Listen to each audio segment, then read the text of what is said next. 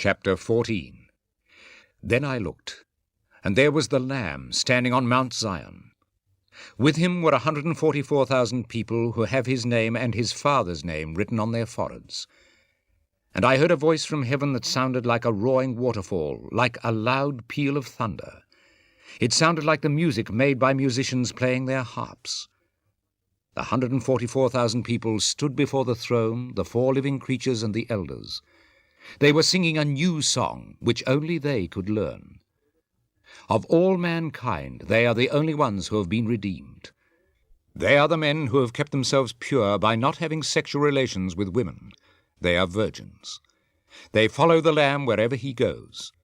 They have been redeemed from the rest of mankind, and are the first ones to be offered to God and to the Lamb. They have never been known to tell lies. They are faultless. Then I saw another angel flying high in the air with an eternal message of good news to announce to the peoples of the earth, to every race, tribe, language, and nation. He said in a loud voice, "Fear God and praise his greatness, for the time has come for him to judge mankind. Worship him who made heaven, earth, sea, and the springs of water." A second angel followed the first one, saying, "She has fallen. Great Babylon has fallen. She made all peoples drink her wine, the strong wine of her immoral lust." A third angel followed the first two, saying in a loud voice, "Whoever worships the beast and its image, and receives the mark on his forehead or on his hand, will himself drink God's wine, the wine of his fury, which he has poured at full strength into the cup of his anger. All who do this will be tormented in fire and sulfur before the holy angels and the Lamb. The smoke of the fire that torments them goes up forever and ever. There is no relief day or night for those who worship the beast and its image, for anyone who has the mark of its name."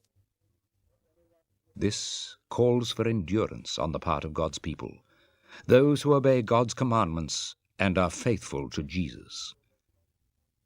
Then I heard a voice from heaven saying, "Write this: Happy are those who from now on die in the service of the Lord." "Yes, indeed," answers the Spirit. "They will enjoy rest from their hard work, because the results of their service go with them." Then I looked, and there was a white cloud, and sitting on the cloud was what looked like a human being with a crown of gold on his head and a sharp sickle in his hand.